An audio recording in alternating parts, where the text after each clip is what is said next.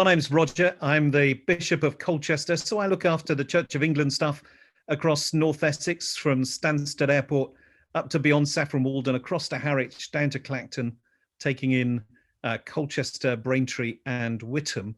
And I'm also one of the commissioners on the Essex Climate Commission.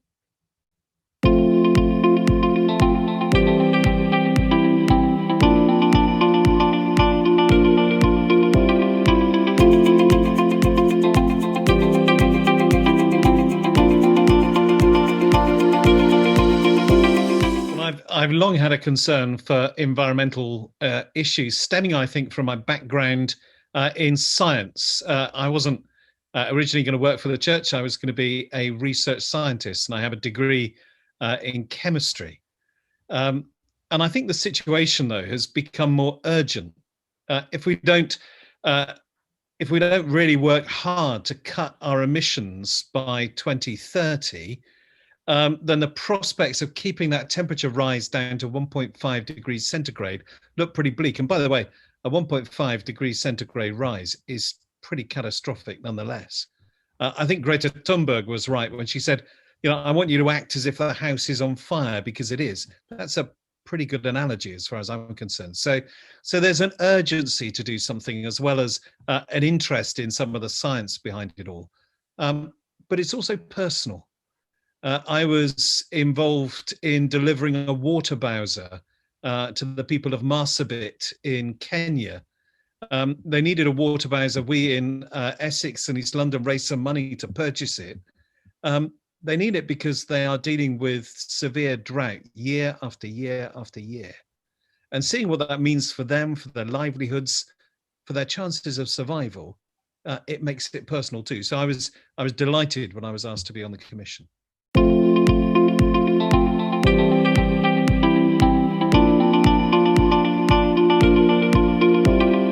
That's a really good question. We do a number of things.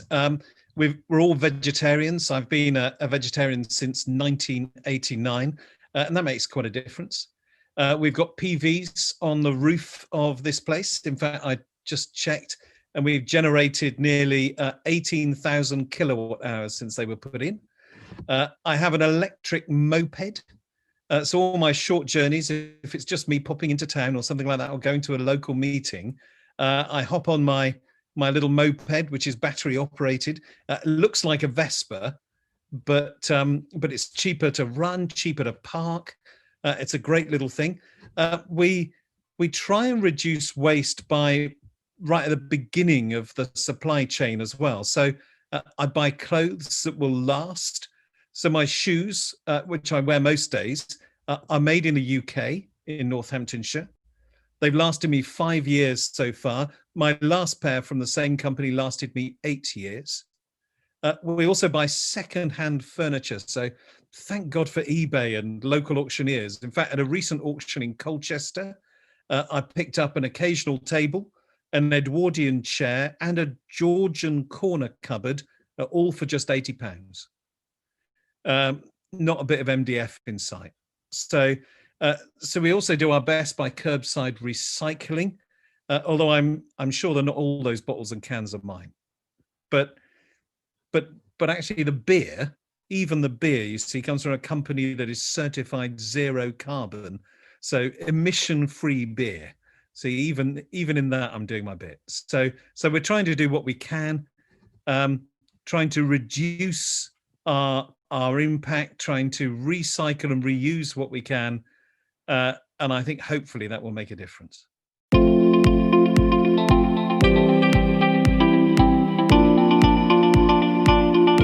key in trying to make things as easy and attractive as possible. Essex is a busy county. People don't have a lot of time, but there are easy things that people can do. For example, supporting local business. If you buy what's made locally, then you've taken out all the harm that transporting goods around the world has done. Think about what you're wasting. If it's energy, you see you're paying for that. So improve insulation. Look at alternatives to fossil fuels. Get solar panels fitted. They're coming down in price all the time. Compost your garden waste, your waste food, your cardboard, and so on. Honestly, I've got a thriving worm colony in my compost bin at the moment. It's amazing. Use public transport. And I think this is a tricky one. Think about flights. I know many people are dying to go abroad, but I know I'll be looking at train journeys a bit more from now on as an alternative to flying. We need to engage people in the conversation. That's why I think Essex is Green and all the other social media channels are so important. And I think part of the answer to all this is going to involve working together, car sharing, even pooling equipment like DIY stuff, hedge cutters, rotavators, and so on, community composting, ground source heat pumps that can actually help heat a number of properties if we all pull together and try and make it happen. The possibilities are endless, but the key thing is to engage people in this process. I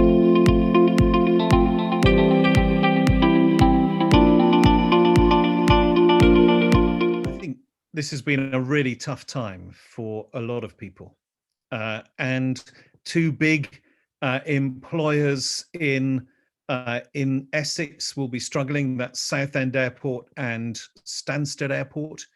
And it may be that things will continue to look very different for them going forward. But I also think this is our moment. This is our moment. Essex is the most innovative and entrepreneurial county in which I have ever lived.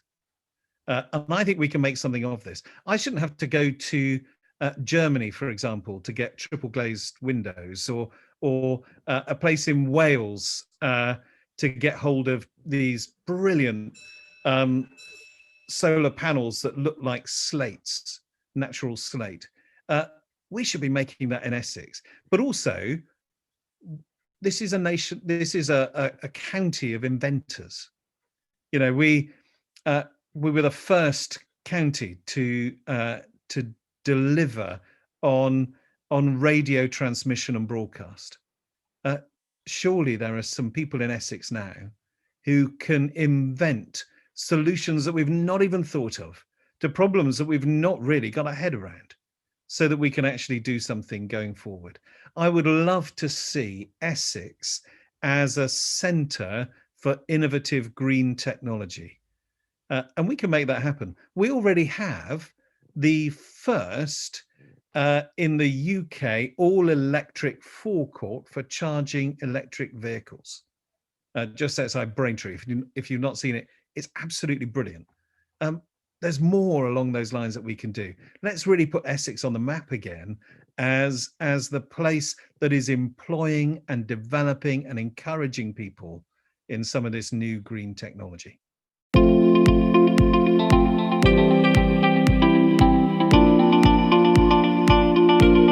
Absolutely. So the Church of England as a whole has already committed itself to becoming carbon neutral by 2030. Here in Essex and East London, we've decided that we should also work towards becoming what we call an eco-diocese.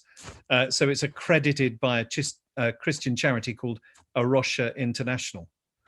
So that covers schools, it covers churches, it covers buildings like vicarages. And it's something we're looking at. And there are all kinds of things that we can do. One of the churches where I was vicar in Gloucestershire, St. Michael and All Angels in Withington, went carbon neutral 10 years ago. And things have moved on massively now. I've already mentioned that place in Wales that produces solar panels that look just like slate tiles. And the cost of those things is coming down all the time. But, you know, we don't just want to install this stuff and then forget about it.